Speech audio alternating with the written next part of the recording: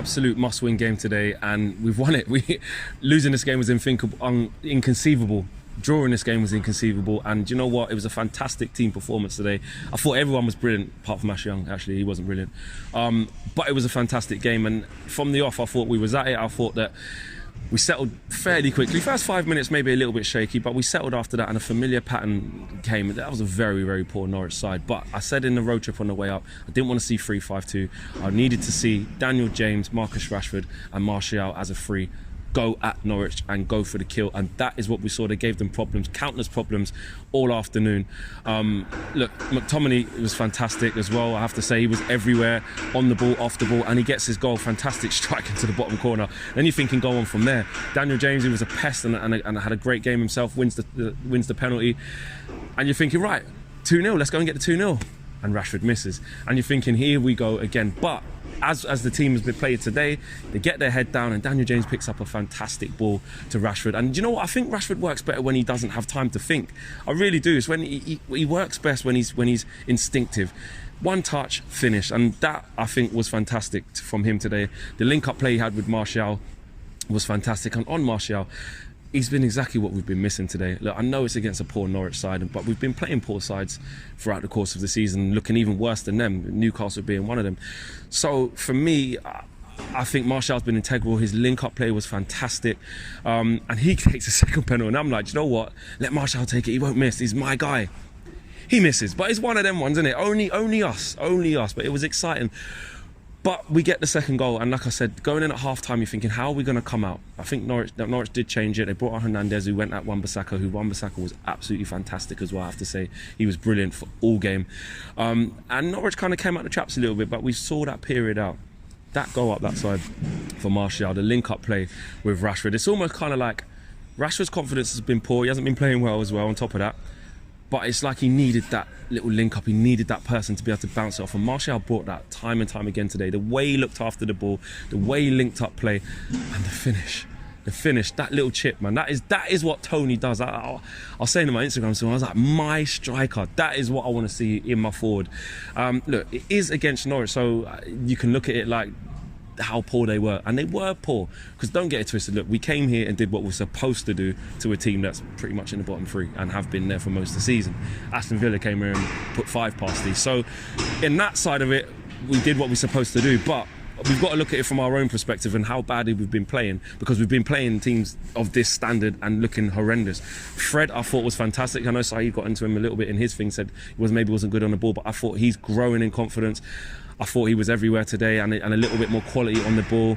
I thought that Pereira as well, that's his position. Number 10 is his position. If he's not going to play centrally, he's ineffective for us. And what a big thing I did think about Pereira today was his deliveries from corners. Consistently good, which we haven't seen from him or anyone in our side for a long time. And we looked very dangerous from corners. The Norwich keeper today, Tim Corr, he was just fucking everywhere, wasn't he? I mean, he was just... it was unbelievable. He had an absolute worldie, and like I said, only us can get 2 penalties in a game and miss both. We've been given, I think, 6 penalties this year and only scored 2, so something's going wrong. I think just a guy said to me in the first fan cam, just give the penalties to the centre half or someone, let them run up and smack it in, like, because I don't know what's going on with our pens. I don't know if they're not practicing them, I don't know. But no negativity today, man. We've won the game. We had to win it. It's such a big sigh of release. I don't even know all the other scores. I think Arsenal drew, as well.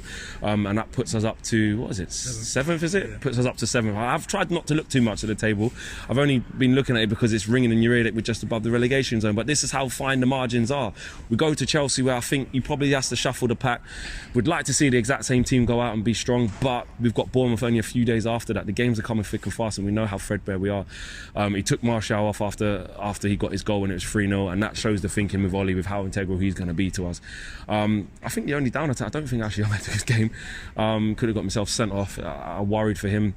Aarons was roasting him for the whole game, to be fair. That's the only downer on today, was Ashley Young's performance. I thought Lindelof was assured, Maguire was assured, but they didn't really have a lot to do. But what they did have to do, they did it well. But Wan-Bissaka, this guy, not a lot of people will speak about Bissaka's performance today, because we were potent up front and we created a hell of a lot of chances today, which is very unlike us this whole season. But Wan-Bissaka, I thought there was key moments of the game where Leicester tried to counter-attack, or the fullback the winger tried to get past him, and he just wasn't having any of it.